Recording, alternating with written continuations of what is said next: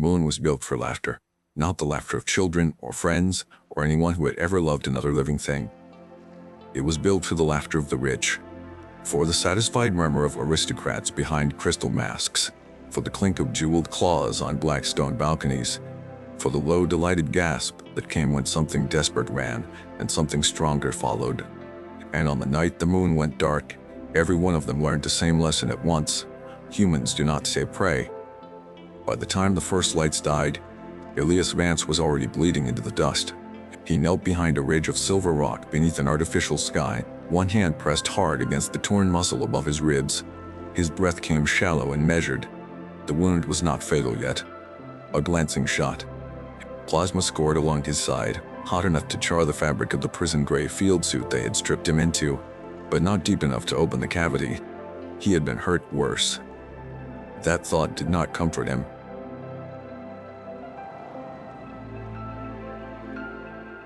Above him, the false stars of the hunting preserve glittered in perfect geometric lines. Too regular, too cold. This was no wilderness, no real moon. The place was a machine wrapped in stone and theater, an artificial world designed by predators who had grown bored with ordinary cruelty. Somewhere in the distance, horns sounded, not alarms, ceremonial hunting horns, a rich man's announcement that the next round had begun.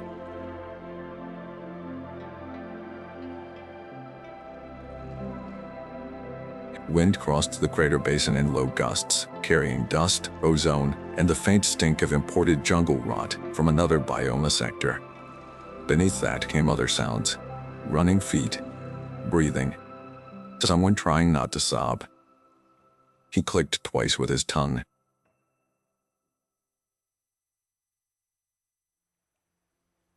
Then from the rocks to his left a whisper answered, "Still alive, old man?" Elias let out one breath through his nose. Unfortunately, Mara Keene slid down beside him, low and careful. Her hair had been hacked short by captivity, uneven around one ear. Blood streaked one cheek, not hers. In the dim reflected light, her eyes looked almost black.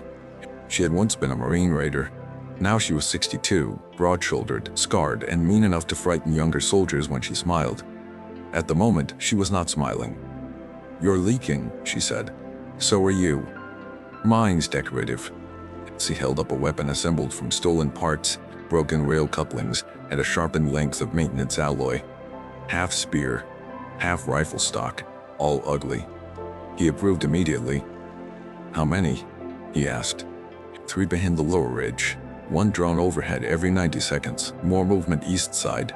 She looked at his side. "Can you move?" "I can kill." That wasn't the question.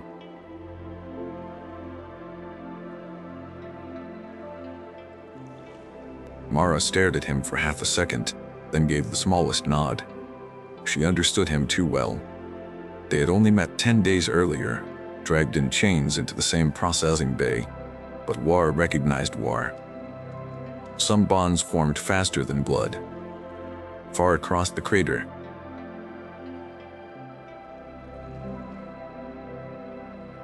neither of them reacted on the outside. Inside, Elias felt something old and cold settle deeper into place. 10 days. 10 days since the inciting moment that had shattered the last quiet routine of his life back on New Carthage. 10 days since retirement ended. 10 days since he had been taken. Back then, he had been standing on a salt-blown porch watching dawn climb over the inland sea. His left knee hurt from the weather, same as always. He had a cup of bitter coffee in one hand and a repair invoice in the other, pretending he would get to it before noon. His daughter Lena had sent him a message the night before. A vid of his grandson trying to pronounce orbital mechanics and failing with great dignity. Elias had watched it 6 times. He was thinking, not for the first time, that maybe peace felt more dangerous than battle because it gave a man time to remember what he had lost. Then the sky tore open. No dramatic warning, no fleet alarm.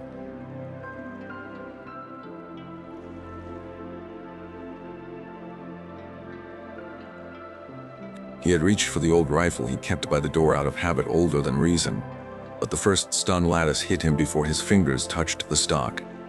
His body locked. Coffee fell. He remembered the smell of scorched cedar from the porch rail where the charge arced past.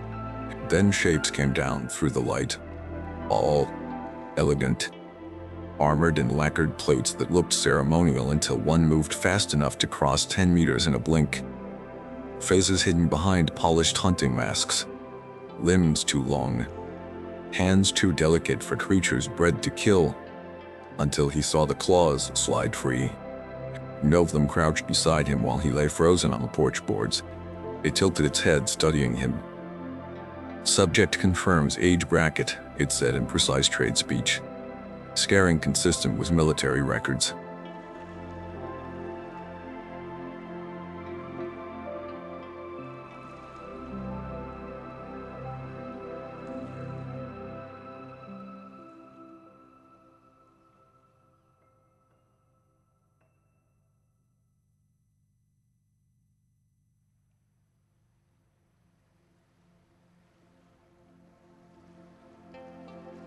Not fear of death. Elias had carried that for decades. Fear of being known.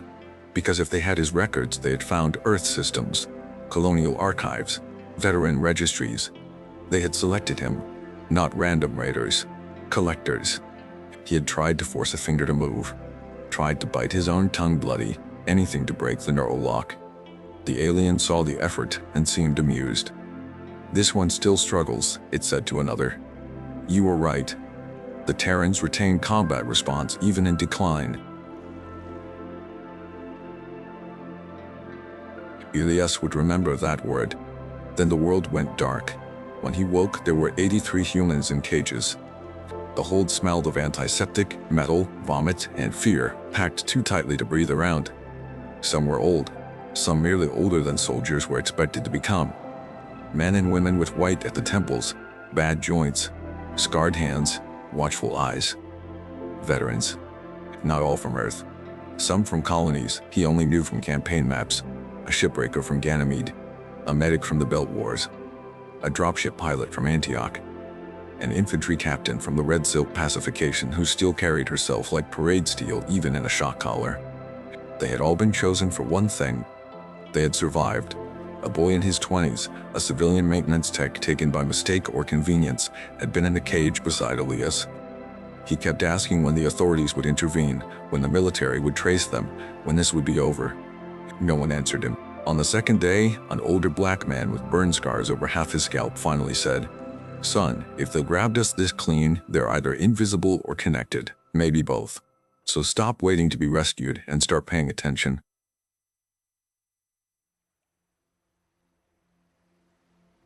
Former Logistics Command, Army, then Fleet Support. 58. Soft voice, hard eyes. The kind of man people overlooked until they discovered too late that every battle ran on his math. He became essential before any of them knew the full shape of the nightmare. The moon introduced itself in pieces. First came the processing. Collars removed, sedatives reduced. Basic wounds treated, but never fully. They wanted the captives healthy enough to run, not strong enough to resist. They were washed, scanned, fitted with thin field suits, and marched through white corridors into a vast chamber of black glass. The floor beneath them was transparent. Below it stretched an entire world. Craters, forest sectors, frozen ravines, ruined temple complexes, synthetic deserts, rivers reflecting false twilight. A hunting park the size of a small continent, enclosed under dome systems and atmospheric engines. A moon turned into an arena. On the far side of the glass, seated in ascending rows as if attending opera, watched the owners. Two Acano alien nobles from half a dozen species. Lean avians draped in gold membrane silk. Thick-bodied amphibious magnates floating in nutrient thrones. The masked hunters themselves, the Ver aristocracy, tall and silver-skinned beneath their armor. One of them stepped onto a central dais. Its voice flowed smooth and warm through the translation field. "Honored guests, tonight we celebrate rarity." It spread its arms toward the humans. Deathworld's veterans, survivors of industrial warfare, predators fashioned by adversity. A dangerous species, we are told. A fierce species. A species that clings. Laughter rippled across the chamber. The Vare noble inclined its masked face as if sharing a joke with friends. "We shall see." The first human who lunged at it was a woman named Pilar Osment, former boarding specialist, 54, compact and furious. She made it 3 steps before the shock grid and the floor dropped her twitching. The nobles applauded. Elias memorized the sound. The games began that same night. Groups of 10 released into different sectors, unarmed at first, hunted by nobles seeking status, spectacle, and blood. Some humans died in the opening run. Some escaped longer than expected, which seemed to amuse the audience more. Those who survived the cycle were returned to holding blocks, fed, treated, observed, and then released again into new terrain. The whole system was designed not merely to kill, but to curate performance. A long hunt was worth more than a quick death. That was the cruelty at the center of it. These were not soldiers removing threats, not conquerors crushing resistance. These were rich predators staging stories about themselves, and the humans they had stolen were expected to play the dying part beautifully.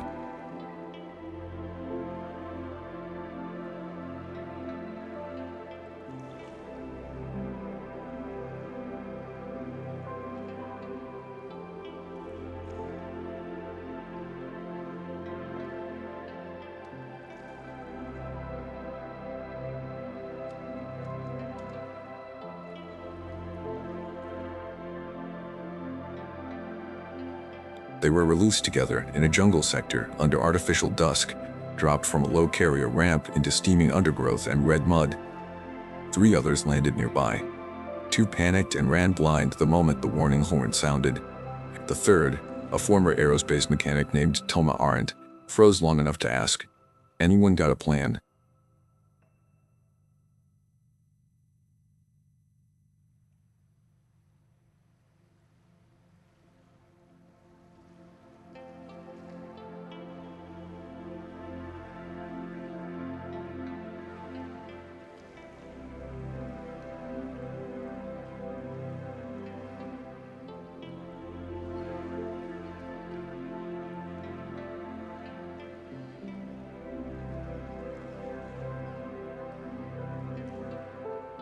That was the beginning.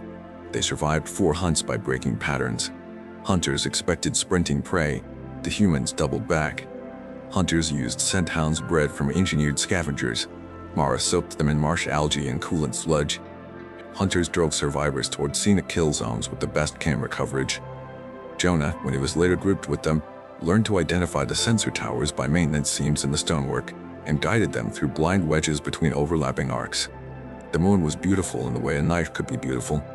Its forests were too symmetrical. Its storms timed for drama. Every ravine, every ruin, every open plain had been designed for line of sight and pursuit. But machines had patterns, and patterns could be studied. By the 6th day, Elias knew the hunting preserve was less a wild place than a theater set with a power grid underneath. He also knew someone was feeding information to the Vare. Not all human groups were surviving by skill alone. Some were being placed directly into trap corridors. Some hidden caches were discovered too fast. On 2 occasions, humans shifted routes only after plans had been whispered in the holding blocks, and ambush teams appeared waiting at the new exits. That meant surveillance or betrayal, or both. The first real change came when Elias killed a hunter, not a noble. A steward, lower rank, support staff assigned to track injuries and maintain pressure on prey without claiming ceremonial trophies. The creature cornered Elias near a broken obelisk field in the ruined sector while night simulators rolled in thunder overhead. It wore partial armor and carried a shock carbine. It thought age made him slow. It was wrong. Elias let the steward believe the limp was worse than it was. Let it press close, savoring. At 3 meters, he stumbled deliberately. At 2, he turned and threw a handful of conductive dust into the carbine's open vent rails. The weapon flashed. The steward flinched. Mara came from the left and drove a sharpened femur through the gap under its jaw. The alien collapsed in twitching silence.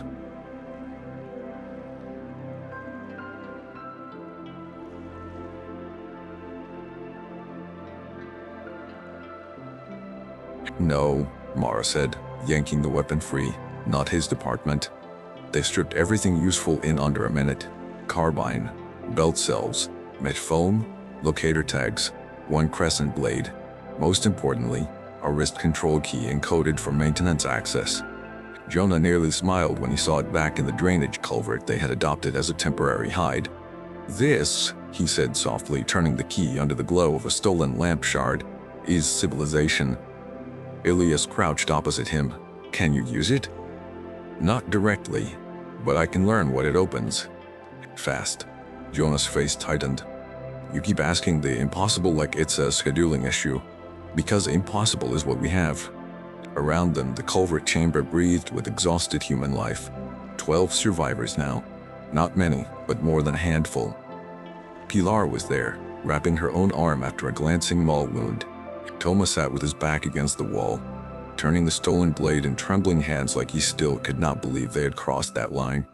In the corner, a broad-shouldered man named Harlan Pike watched everyone and said little. Former Special Recon, according to him. 50. Scar over one eye. Efficient in the field. Too efficient, Elias thought. And then there was Owen, the young civilian tech. He should not have lasted 3 days, but fear had made him attentive. He listened, he learned, he memorized layouts and lock patterns after seeing them once. Now he leaned over Jonah's shoulder, studying the control key. The side contacts are modular. If the system architecture is layered, that might handshake with local utilities, even without command rank. Jonah gave him a sideways glance. "You know this how?" "I serviced hospitality cores on Kipri Station. Rich clients love hidden automation. Different species, same arrogance." Mara snorted. "That may be the most useful sentence spoken on this moon."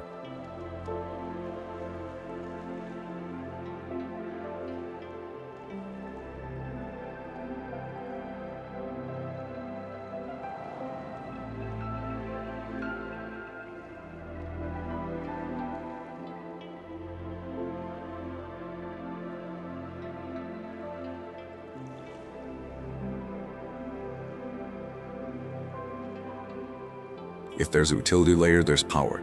Silence followed. Everyone understood. Power meant doors, cameras, environmental controls, transport rails, lighting. Power meant this moon could bleed.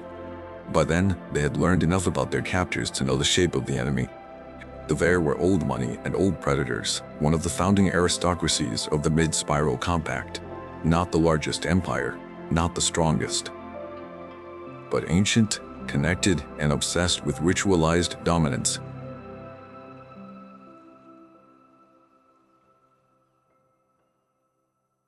Proving ground where nobility affirmed its ancestral right to rule. Every species told itself stories to justify appetite. The Vair had built a religion out of theirs. Their chief host on the moon was Archon Serev Tal. His image appeared often in the holding blocks between cycles, projected in elegant monochrome over the cell walls. Tall, graceful, horned mask of polished obsidian, voice like silk dragged over steel. He welcomed guests, congratulated hunters, praised the noble resistance of the Terran stock. He had selected many of the veterans personally, including Elias. That became clear on the 7th day.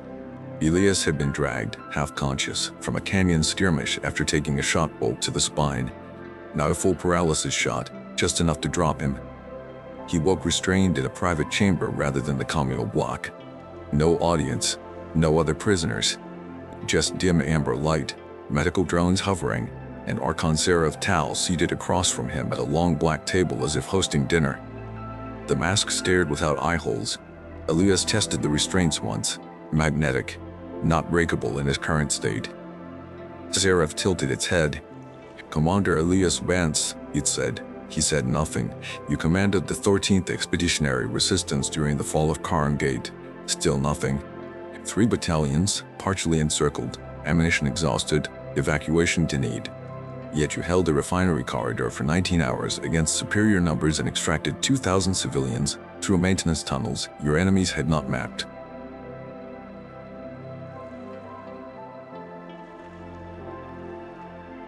That got Elias's attention, though he hid it.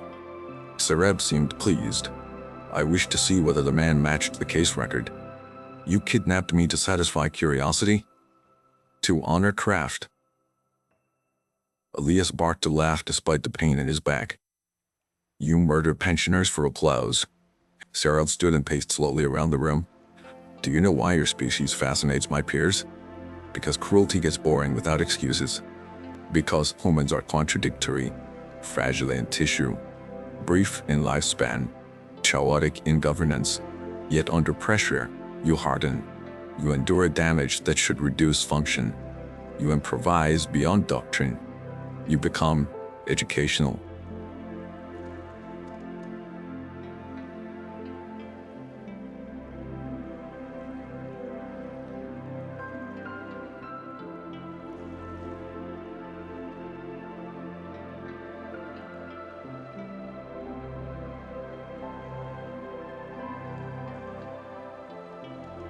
Your wars forged remarkable specimens. Specimens, there it was again. That polished language of ownership. Elias looked at the mask and saw not nobility, but taxidermy dressed as civilization. You read my file, he said. Then you know what happened at Karen Gate.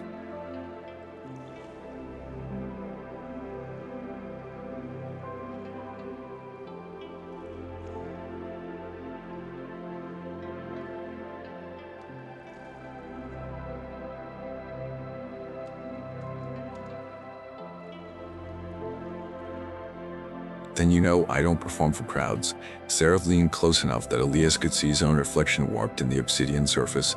No, Commander, you perform for the dead.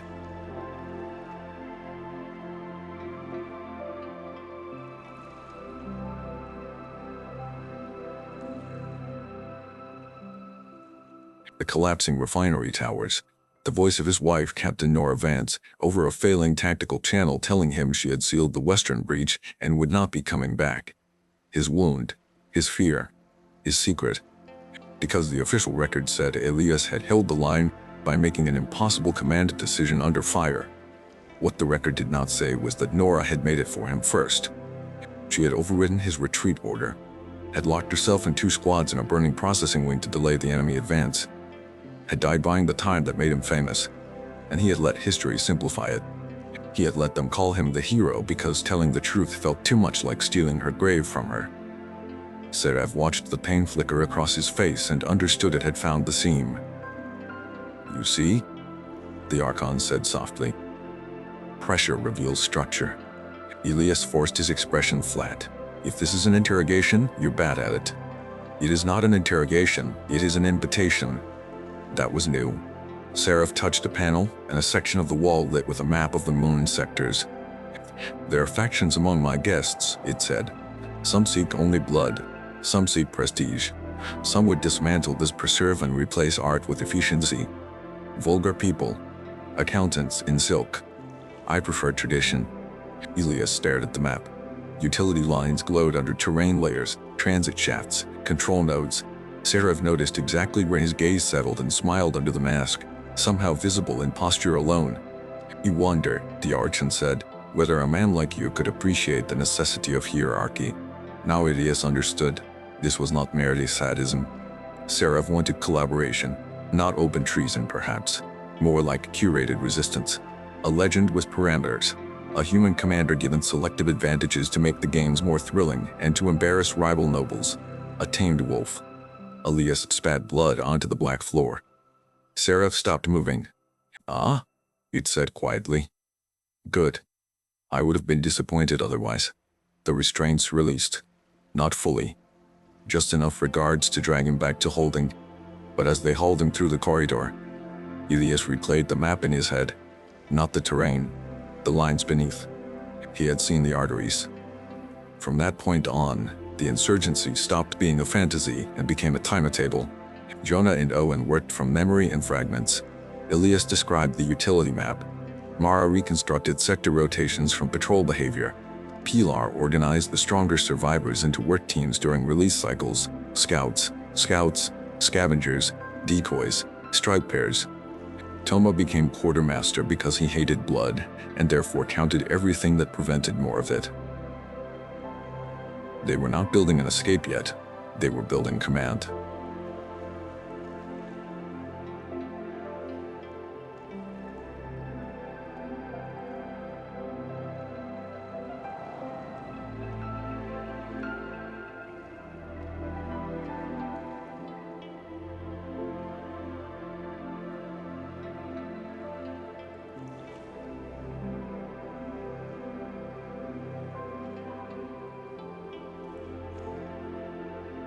not all with Elias's group. The survivors were scattered across holding blocks and rotating sectors. Communications happened in snatched whispers through vent grates, coded knocks during medical lineups, scratches hidden beneath cots. Someone had to unify them. Someone had to carry plans between groups. Owen volunteered first. "I'm small, harmless looking. They stopped seeing me after 10 seconds, Mara said. "That's because they're stupid, not because you're harmless." He swallowed. "Still useful." He was. Over 3 days, Owen became the thread binding human pockets into one net. He carried memorized route changes, target timings, and rally phrases. Never written. Never repeated the same way twice. He was terrified every time. Elias could see it in the shake of his hands when the boy came back from a transfer. But he kept going. A man did not need to be fearless to be brave. He only needed to know there was something worse than fear. For Owen, that something was watching the old soldiers around him do for sport while he did nothing. For Elias, it was failing them after they had finally chosen to trust him. That trust came slowly. He never asked for command. In fact, he resisted it. Too many ghosts sat behind his eyes whenever people started looking to him before a fight. But command settled onto him anyway, because he kept making the right hard calls and did not flinch when others hesitated. Mara handled violence. Yona handled systems. Pilar handled morals by insulting anyone who sounded hopeless. And Elias held the center. Then Harlan Pike betrayed them. It happened in the ice ravines. The sector simulated a glacial world under green auroras, all knife-edged ridges and blue crevasses, perfect terrain for channeling movement. Too perfect, Jonah had warned, which should have told them enough. Elias led a team of 8 toward a maintenance vent hidden beneath an overhang where frozen vapor sheets hissed from the rock. According to Owen's relay, another group had found a service hatch there. No hatch waited. Instead, tracker drones dropped from the fog, and pulse nets exploded across the ravine walls. "Ambush!" Mara roared. The first net took Toma around the shoulders and slammed him against the ice. Another hit Pilar's legs. Bright threads crackled, locking muscle. Blaster fire raked the choke point from above. Harlan was already moving when it started, not for cover, for the side path, away. Elias saw it in one instant of awful clarity. The angle, the timing. Harlan knew. "Pike!" he shouted. The man looked back once, just once, and guilt flashed naked across his face. Then a shot took Mara's improvised rifle apart in her hands, and the ravine became chaos. Elias dove behind a spire of ice and fired the stolen carbine on low charge to conserve cells. Jonah dragged Pilar by her collar while she swore like a demolition charge had learned grammar. Toma screamed that he could not feel his arms. Above them, sleek bear hunting forms moved through the mist, elegant as dancers. This was no random encounter. It was curated. Harlan had sold the route. Elias made the decision in under 2 seconds. "Leave the vent," he snapped. "Break vertical. Left wall." Jonah stared. "That's sheer. Not to old miners." The wall wasn't natural ice. Up close it showed surface ribs under the frost, maintenance texture hidden beneath the aesthetic layer. Climbable if a person was desperate enough. Humans qualified. Mara went first despite blood pumping through one sleeve. She drove the broken rifle stock into seams and hauled herself upward. Elias cut Toma free from the net, shoved him toward the wall, then turned to cover the others. A Noble descended the ridge in full hunt armor, mask shaped like a smiling skull. It carried a lance projector and moved with theatrical patience.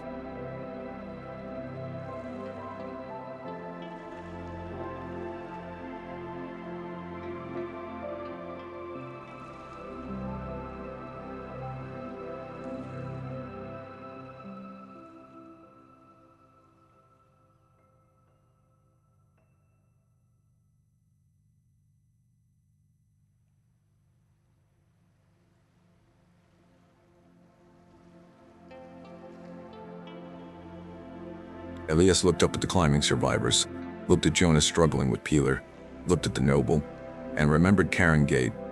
Remembered staying too long because heroism and guilt had become difficult to separate. He would not repeat that mistake. So he did the thing the Vare never expected from their legends. He ran, not in panic, in tactics. He sprinted across open ice, drawing the noble after him while the others climbed beyond the drone angle. The alien laughed and pursued, firing bright spears of ionized air that shattered frozen pillars at Elias's heels. He reached the far ridge, slid behind a bulge of stone, and jammed the stolen control key into a maintenance seam he had spotted in passing. Nothing, come on. The noble landed above him. Cornered, it purred.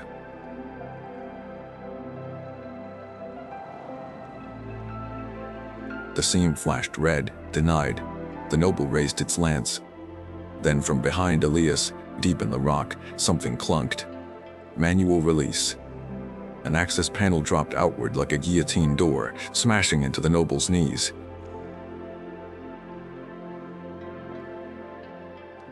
Elias did not waste a moment. He drove the crescent blade through the gap at the base of its mask and shoved until the body stopped moving. For half a second, he could only hear his own breathing. Then a voice crackled from the half-open service shaft speaker.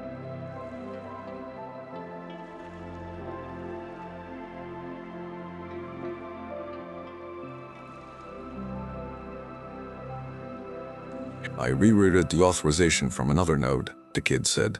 You're welcome. Midpoint. That was the moment the story changed. Until then, the humans had been surviving inside the game. Now they could touch the machinery underneath it. Elias dragged the noble's body into the shaft and climbed after the others. The tunnel beyond was narrow, hot with cable heat, and real in a way the surface never was. No theatrical ruins, no staged moonscape, just composite walls, conduits, maintenance ladders, and the steady industrial pulse of a construct designed to keep an illusion alive. Yona ran his hand along the bundled lines and whispered, almost reverently, "There you are." The moon had guts, and guts could be cut. That escape cost them. Toma's nervous system had cooked badly under the net. He could walk, but his hands never fully steadied afterward. Pilar's left knee swelled to double size. Mara's arm wound turned septic before they found a med station to raid. 3 others from allied groups died in linked crackdowns after the failed ambush, because once the Vare realized humans had breached service corridors, every holding block became harsher. Privileges vanished. Sedation increased. Transfers were reduced.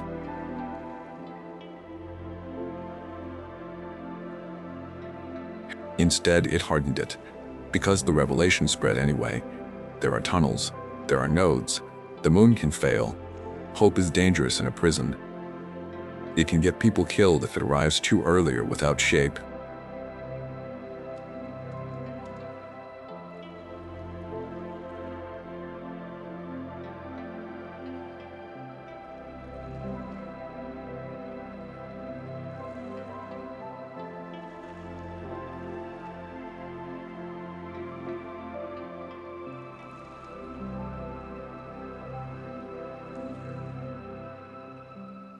First, blind the drones in selected sectors. Second, sever transport between guest sanctuaries and hunting grounds.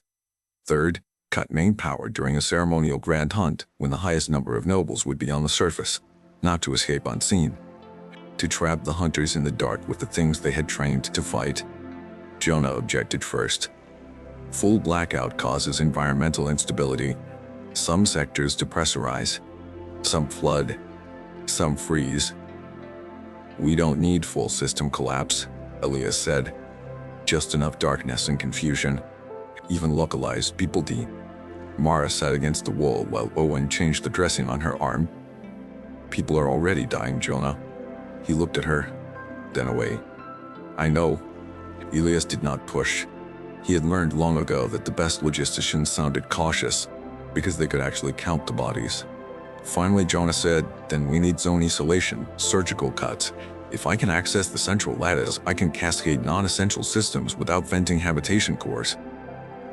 Owen lifted his head. Can you do that? No, Jonah said. But I can if this moon is as over-designed as I think it is.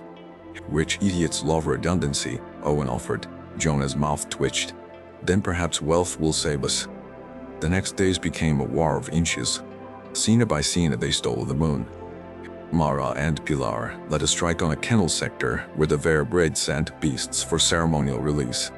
They did not kill the animals. They opened the enclosures at the right moment and drove them toward a banquet transit line, forcing nobles to retreat and exposing weaknesses in interior security. Toma, hands shaking, learned to disassemble charge packs by touch and turn them into directional cutters. He hated every second. Once, after a blast took a steward apart in a maintenance bay, he vomited so hard he burst blood vessels in one eye. When Elias found him afterward, Toma whispered, "I fix engines. I'm not this." Elias crouched beside him. "No one is this. They made this." That mattered. On the moon, every human risked becoming only what pain demanded. Elias fought that as hard as he fought the Ver. If they survived by turning into the monsters their captors believed them to be, then the predators won something deeper than blood. Owen discovered the hidden surveillance mesh in the holding cells. Not just cameras. Biometric mood readers woven into the wall paint, monitoring agitation to optimize hunt readiness and bedding forecasts. He shorted one line with a stolen hygiene razor and burnt his palms in the process. But it let entire cell blocks whisper unobserved for 17 minutes. 17 minutes changed everything. They mapped synchronized revolt points, which prisoners could overpower escorts, which medics could supply sedatives, which sectors had manual gates instead of magnetic ones. And in those whispers, another truth surfaced. Harlan Pike had not betrayed them for comfort. He had a daughter too. Unlike Elias, his was still alive and still reachable. The Ver had shown him proof during an early isolation round. A live feed from a colony registrar. Her name, her school route, her apartment complex. Collaborate, they told him, and she remains untouched. Resist, and accidents occur in human space where no one can trace the hand behind them. It did not excuse him.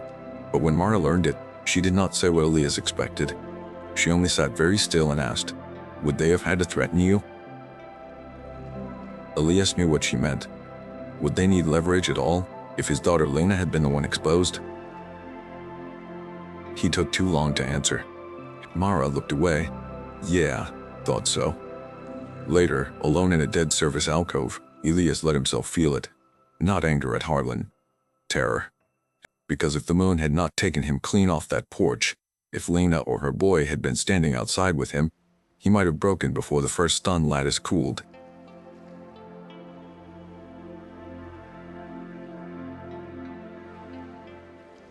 When they finally captured Harlan alive during a failed relay handoff, the group dragged him into the tunnels with hands eager for justice. Pilar wanted his throat. 2 others wanted to leave him in a beast corridor and call it mercy. Harlan did not resist. He looked emptied out. "I know," he said before anyone spoke. "I know what I did. Mara hit him hard enough to split his lip. You got 12 people killed." 15. Jonah corrected quietly from the wall. Harlan nodded as if accepting a ledger entry. 15. Elias stood over him, seeing the man he might have become under another angle of fear. "Are they telling the truth about your daughter?" he asked. Harlan laughed once, broken. "You think I'd gamble on that?" Answer: yes. Silence. Then Owen, of all people, stepped forward. His voice shook. "Can they actually reach her from here?" Jonah answered before Harlan could. "If the Ver are connected enough to pull veteran files across jurisdictions, yes." Pilar cursed and kicked the wall. Mara looked at Elias. "Say it." Everyone else thought she meant execution. Elias surprised them, put him to work. The tunnel went still. Pilar stared. "Have you lost your damn mind?" "No," Elias said. "I found the part that matters." He crouched before Harlan. "You know their relay habits, their response timings, their confidence. You know how they recruit collaborators. You know how they think about us when they think they own us." He leaned closer. "And if we fail, your daughter stays under their shadow anyway." Harlan closed his eyes. "You don't get forgiveness," Elias said. "You get a chance to buy damage." For a long moment, no one spoke. Then Harlan whispered, "What do you need?" What they needed was access to the central control lattice beneath the Grand Crescent Preserve, the largest and most prestigious hunt zone on the moon. During the upcoming Ascension Gala, Archon Seraph Tail would host nobles from across the compact for a moon-wide ceremonial pursuit. All surviving human captives would be released in staggered waves across the preserve. Maximum spectacle, maximum guests, maximum vulnerability, perfect. The preserve itself was a masterpiece of vanity. A crater sea under pale light, black forests around silver dunes, temple ruins imported stone by stone from extinct worlds to lend the hunt a sense of mythical continuity. Hidden lifts carried servants and camera systems below the surface. Climate towers painted storms across the sky in elegant arcs, and beneath the central observation spire sat the lattice. Harlan knew a servant ingress route used for discreet trophy transport. Bodies, mainly. Also, rare live captures. He drew the route from memory on the tunnel floor with a piece of burnt polymer. 2 biometric checkpoints, he said. One can be bypassed during banquet load transfer. The other requires steward-grade clearance. Mara folded her arms. Which we don't have. Harlan met her stare. Not yet. The plan that followed should have failed a dozen times. That it did not was partly skill, partly luck, and partly the arrogance of the Vare, who had never truly imagined prey studying them as carefully as they studied prey. On the day of the gala, the moon glittered. Transport barges descended in jewel formation, guest towers blazed with color. Music rolled through the upper decks in waves of synthetic chorus. The surviving humans were processed in polished halls while masked attendants spoke softly about stamina scores and betting pools. Elias stood in line with a shock cuff around one wrist and looked through a slit window at the artificial horizon. Clouds stained gold by projector arrays. Hunt horns gleaming on distant balconies. Beside him, Owen murmured, "You ever think retirement would end like this?" Elias said. Retirement was always suspicious. Owen laughed despite himself. Good. Fear loosened when it had to share space with absurdity. Farther down the line, Jonah limped deliberately, hiding the data spike he had built from scavenged optics inside the brace on his leg. Mara moved like a woman too injured to matter. Peeler muttered insults under her breath in 3 languages. Harlan kept his head down and did not once ask anyone to trust him. The first phase began in the kennel transfer bay. A steward approached to scan their restraints. Toma, assigned to a maintenance chain nearby after faking a breakdown episode, dropped a coolant canister exactly on time. It burst across the floor in a white plume. Alarms chirped.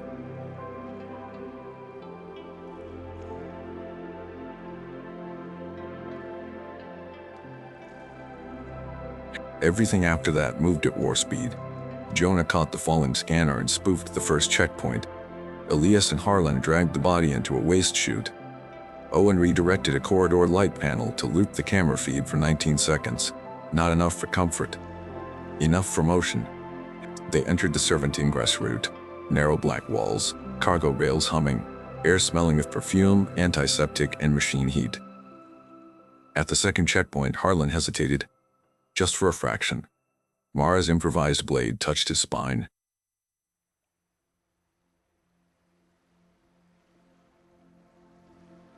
He nodded, stepped forward, and used the stolen signet from the steward.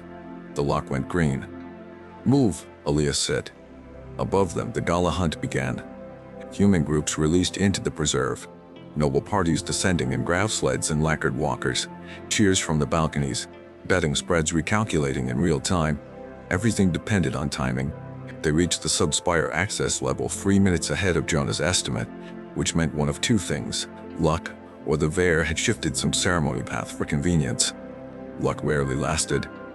The lattice chamber door was circular, plated, and guarded by 2 Vare sentinels in ceremonial armor too heavy for the surface but ideal for close defense. There was no stealth solution left. Elias looked at the others. We do it now.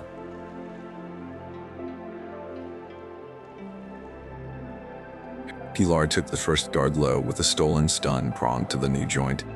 Harlan slammed the second into the wall before it could sound the local alarm, but not before a blade opened his side. Mara finished that one with brutal efficiency, then nearly collapsed when her wounded arm failed. Yona jammed the door override while blood spread under Harlan's boots. Inside, the lattice chamber glowed like the heart of a machine god. Concentric rings of light rotated around a suspended core. Data streams flowed in vertical chutes. The whole moon's nervous system passed through this room in pulses of white and blue.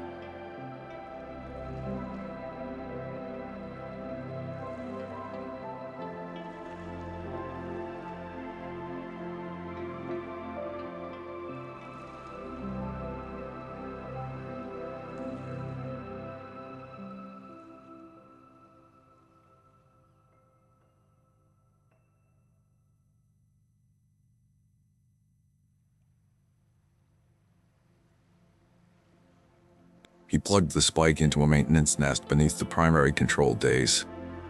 Symbols cascaded over the interface, most in Ver script, some translated by stolen software. Owen climbed the side console to bridge a broken contact with a strip of conductive mesh. Toma, hands trembling almost beyond use, set charges on 3 relay trunks for manual sever if the hack failed. Elias guarded the entrance. That was when Archon Seraph Tal spoke over the chamber speakers. Not alarmed. Calm. Commander Vance, the voice purred, filling the room. You continue to exceed expectation. Elias looked at the ceiling. Glad to entertain. On the contrary, you are ruining the evening. On a side display, the Archon's masked face appeared live, not in the chamber. Somewhere above, likely the grand observation balcony. Behind the mask, lights of the preserve flickered over polished black. You have reached the center, Seraph said.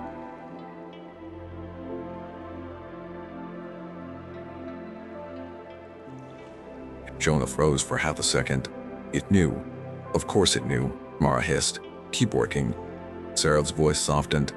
Did you truly believe no one would notice repeated utility anomalies, dead stewards, missing access keys, collaborators turning conscience into strategy? A cold weight settled in Elias's gut. This was the turn inside the turn. Not every step had been hidden. Perhaps some had been allowed. He glanced at Harlan, whose face went gray with horror. No, Harlan whispered. No, this route was sealed.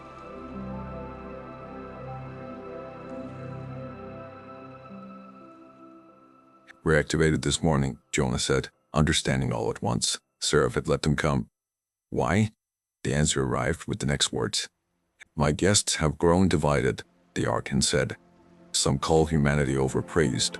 Others call you a strategic threat deserving extermination, not sport. Tonight settles the argument. If you fail here, your species becomes a cautionary exhibit. If you succeed, a pause. Then perhaps my peers finally understand the value of preserving what is exceptional. Mara looked sick with disgust. It wants to win either way. Elias saw the whole monstrous architecture. Seraph had not merely hosted the hunt, it had curated a demonstration. Human resistance refined into spectacle. Rebellion packaged as proof of Ver discernment. Even this, even now, was supposed to elevate the Archon among its rivals. The moon was a stage all the way down. Unless the ending changed. Yona, Elias said, never taking his eyes off the display. Can you still cut it? Yona swallowed. Yes. But once I start, the system goes unstable faster than planned. Sector doors lock random. Tracking grids fail.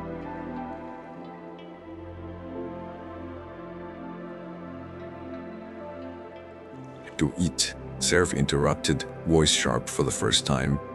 Think, Commander. Thousands of guests, hundreds of staff. Your own people on the surface. Elias said. They're not my people. Collateral does not become you. That one stung because it struck near truth. Elias had spent years haunted by every civilian name from Karen Gate, every soldier not brought home. Seraph had read his file well. But there was another truth deeper than guilt. If predators controlled the board, then clean choices belonged to them. The only moral act left was to break the board. Jonah, Elias said again. The old logistician's jaw tightened. Then he drove the spike home. The chamber screamed. Lights flashed crimson. Deep beneath their feet, turbines changed pitch. Across the displays, preserved sectors winked dark one by one as Jonah cascaded non-essential grids and severed the master routing priorities. On the live balcony feed, Archon Seraph Tal took one involuntary step back as the elegant glow behind it died.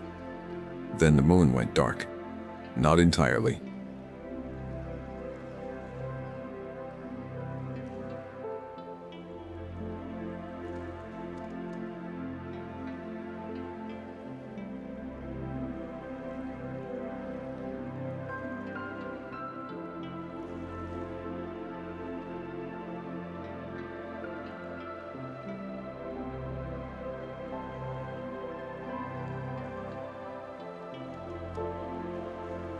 Artificial stars vanished from the dome, revealing the skeletal framework of the habitat for one terrible second before backup occlusion fields failed unevenly and cast the world into jagged bands of black and dim silver. On the surface, the hunt became something else. Through security feeds flickering in and out, Elias saw fragments. A Vare noble firing wildly as one of its own scent beasts, panicked and disoriented, tore through decorative brush. Guest grab sleds dead in mid-path, dumping aristocrats into mud and stone. Human captives vanishing into blackout corridors they had memorized while their hunters lost every advantage of visibility, surveillance, and command.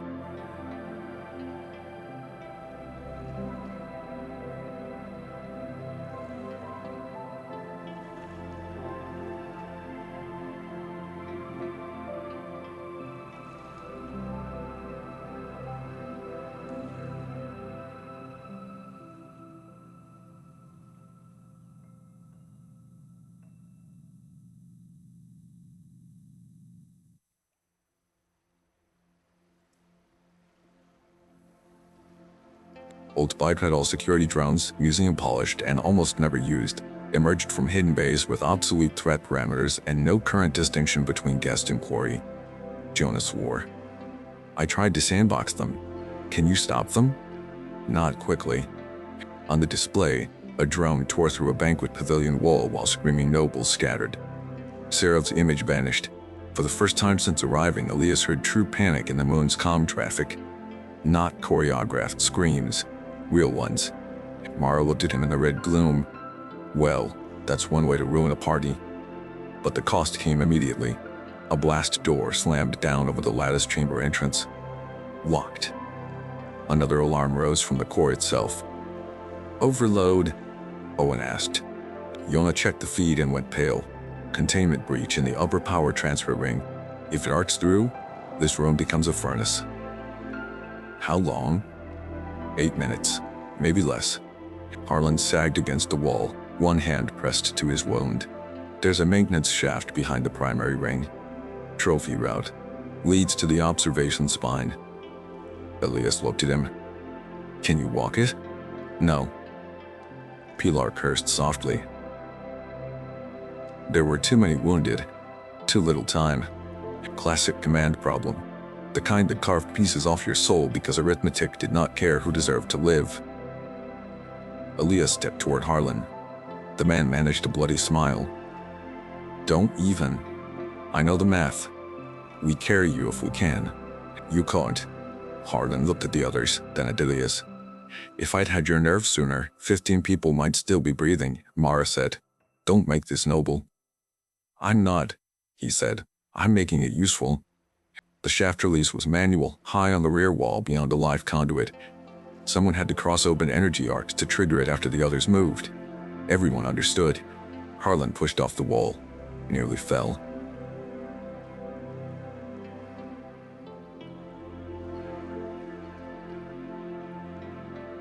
Elias believed him. It changed nothing, but it was real. They moved. Jonah yanked emergency maps into his wrist screen. Owen supported Mara. Pilar and Toma forced the rear panel while sparks rained from the ceiling. Harlan stayed by the core controls, growing smaller in the red light. When the hatch finally opened, hot air blasted through from the shaft beyond. Elias turned back. Harlan was watching him. Get your people out, Commander. The title no longer sounded bitter. Elias held his gaze a moment, then nodded once and climbed through. The hatch sealed behind them. The last thing they heard before the shaft swallowed the noise was Harlan laughing once, breathless and broken, as if amazed he had found one decent choice left in himself. Then the discharge came. The chamber behind them flashed white through the seams. The shock wave punched them upward. They climbed half-blind through heat and smoke, hands raw on ladder rungs. The shaft led into the observation spine, a narrow structural corridor running beneath the grand balconies. Here the moon's elegant facade had stripped down to girders, cable trunks, maintenance glass. Below, the preserve sprawled in darkness and scattered fires. Above, the guest levels flickered with failing emergency lamps, and moving through both were humans. Not all, not enough, but enough. Elias saw a group of gray-suited captives overwhelm a noble escort near a stalled grav lift. Saw scent beasts turned loose into private lounges. Saw one old woman in a torn field suit put a ceremonial spear through a drone's optic cluster while another human dragged two wounded prisoners into cover. The hunted had learned the shape of the ground. Now the ground belonged to them. Then he saw Archon Serev Tal. The Vergelord stood alone on the main observation bridge across the spine, mask still immaculate, ceremonial cloak rippling in hot wind from ruptured vents.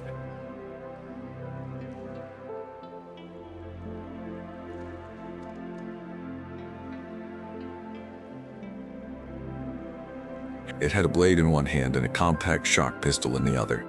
"Commander Vance," it called over the howl of failing systems. "Come finish your lesson." Mara started forward.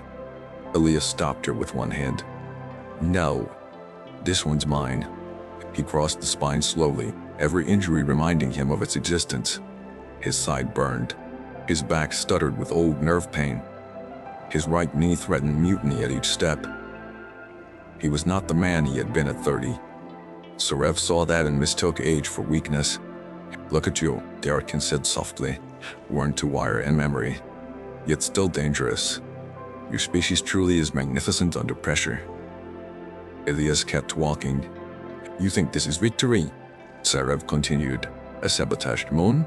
Dead guests? Inconvenient scandal? My people endure such things. We metabolize them. We retell them. Until even humiliation serves status." The mask tilted.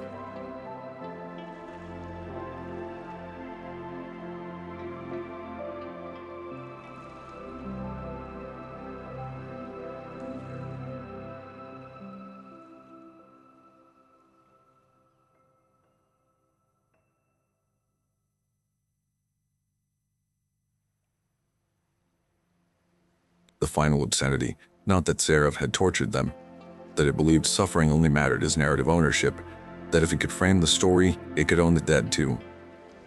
Elias stopped at the center of the bridge. "No," he said. "You don't get to keep this." Serev raised the pistol. "And how you propose to stop me?" Elias opened his empty hands. "By making sure you understand it." The Archon fired. Elias had expected that. He dropped as the shot snapped past his shoulder and smashed into the railing behind him. Pain lanced through his side as he hit the deck, but he kept moving, sliding on one knee, grabbing a loose maintenance cable from the sparking floor. Serev came in with the blade fast as light and water. Elias barely rolled aside. The blade bit metal. He looped the cable around Serev's wrist and yanked. The Archon twisted free with terrifying grace and drove a kick into Elias's ribs that nearly ended the fight on the spot. Bone cracked. Air vanished from his lungs. The world narrowed. Serev stood over him. "You always think endurance is supremacy," it said. "It is merely a slower death." Then Mara's voice rang from the far side of the spine. "Elias." Serev glanced instinctively. "Small mistake, enough." Elias surged upward and slammed a live cable into the seam between mask and collar. The charge was not huge. It did not need to be. Serev convulsed violently, staggered back, and fired the pistol wild into the ceiling. Sparks rained. The mask split along one side. For the first time, Elias saw its face. Beautiful by the standards of its species. Fine bone ridges, pale silver skin, dark blood running from the jawline where the current had burned in, and in its eyes at last, not amusement or study. Fear. Human fear looked different. Their fear froze.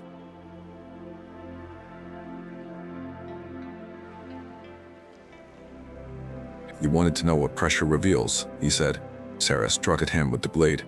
Elias trapped the wrist, turned with the motion, and used the Archon's own momentum to drive both of them into the bridge rail. Metal shrieked. The rail gave way. They crashed onto the lower support lattice, hanging above the dark preserve. The blade spun off into the void. Sarah clawed for purchase with one hand. Elias held the broken strut with the other. Beneath them, 100 meters down, burned fragments of the Grand Hunt.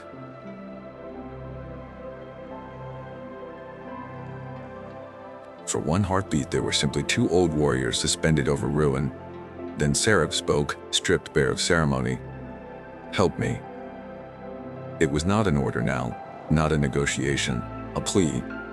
Elias saw Nora in flame-lit corridors, saw the cages, the old veterans dragged through white halls, saw Toma vomiting after his first kill, Owen shaking but still running messages, Harlan choosing too late, all the soundproof laughter on the other side of the glass floor. "Help me." Seraph had offered none, and yet the choice mattered because Elias would have to live inside it. That was the final battle, more than the fist or the fall. Not whether to defeat the Archon, whether to become the thing it always claimed humans were underneath. He tightened his grip on the strut. Then, very calmly, he pried Seraph's claws off his arm. The Archon dropped. It did not scream for long. When Elias hauled himself back onto the bridge, he stayed on hands and knees for a moment, breathing through shattered ribs. Mara reached him first, grabbing his harness and dragging him from the edge.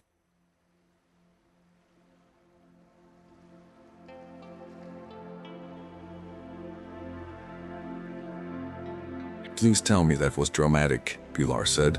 Elias coughed a laugh that turned into pain. "Unnecessarily." Below them, the preserve continued to convulse with blackout chaos, but organized resistance was taking shape. Human groups were converging on extraction towers and comm spires exactly as planned. Jonah had managed partial control of the emergency broadcast lattice from his wrist rig. Now they could send one message outward, not to the guests, to the galaxy. That mattered almost as much as survival. Because if the Ver controlled the aftermath, the dead would become a story about criminal human savagery disrupting a noble retreat. Evidence would vanish. Records would be burned. Families would receive silence. So Jonah patched the feed. Across every remaining screen, speaker, and external beacon the moon still possessed, the truth went live. Cells, hunts, betting ledgers, captive lists, face records of the guests, archival footage of processing and pursuit Owen had stolen from surveillance caches. Everything dumped into the open channels of the mid-spiral compact with enough authentication to trigger every rival faction and investigative bureau hungry for scandal. The predators had built a stage. The humans seized the microphone. Rescue did not arrive quickly. Justice rarely does. First came confusion. Then compact patrol intercepts responding to unauthorized distress and data breach floods. Then private security fleets trying to contain the scandal. Some exchanged fire around the moon with Ver loyalist escorts. By dawn cycle, the elegant preserve hung in orbit under the guns of 3 competing authorities, and one human task force that had burned hard from the nearest colonial navy anchor when the looped registries reached them. The humans on the surface held through the long dark by capturing armories, barricading transit hubs, and turning hunter against hunter whenever desperate nobles tried to reclaim control. Not all survived. Toma died in the extraction tower after holding a stairwell with a shock lance he barely knew how to use. He bought enough time for 22 others to reach the landing pads. They found him seated against the wall when relief finally reached the tower, eyes open, both hands wrapped around an empty weapon like he still intended to argue with death over maintenance schedules. Mara lost the use of her left arm from the septic wound and the strain of the final fight. She called it an acceptable discount. Pilar kept her leg, though barely, and later told every official interviewer that if they edited out her swearing, the testimony was invalid. Owain was the one who stood on the first recovered shuttle ramp and wept without shame when he saw human uniforms coming toward them. Yona slept for 17 hours straight in triage, woke up, and immediately began cataloging evidence because someone had to ensure the bureaucrats could not bury the numbers. And Elias Vance, retired commander, widower, grandfather, survivor of too many campaigns to name, sat in a medical berth with cracked ribs and smoke in his lungs, and finally told the truth about Karen Gate. Not because investigators demanded it. Because Lena came to see him after decontamination and took his hand and said, "Dad, whatever happened there, you don't have to carry it alone anymore." So he told her about Nora. about the sealed wing, about the choice that had never really been his alone. Lena cried. So did he. Some wounds did not close in war. They only waited for a safe room. The fallout shook the compact for years. Various states were raided. Names at the gala disappeared from public life or appeared in court chains depending on how fast their influence failed. Several governments claimed ignorance. None were believed. The trophy moon itself was dismantled under interstellar mandate, section by section. Its preserved sectors gutted and archived as evidence.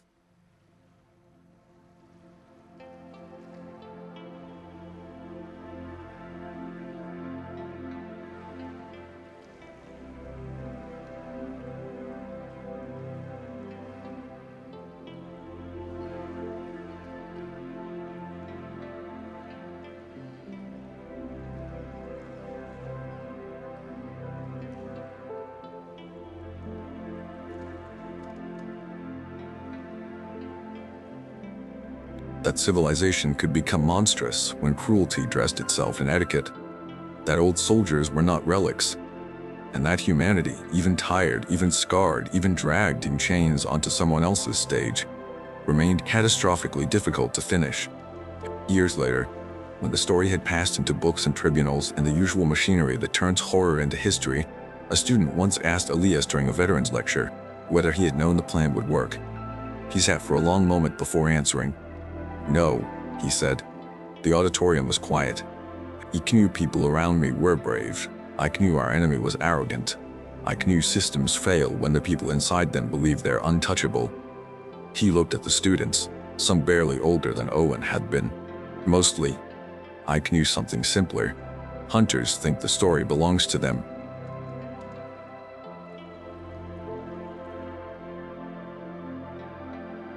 Not once the prey starts learning the map. That line spread farther than he liked. People put it on recruitment posters, documentary intros, political speeches. He hated most of that. But the truth beneath it stayed true.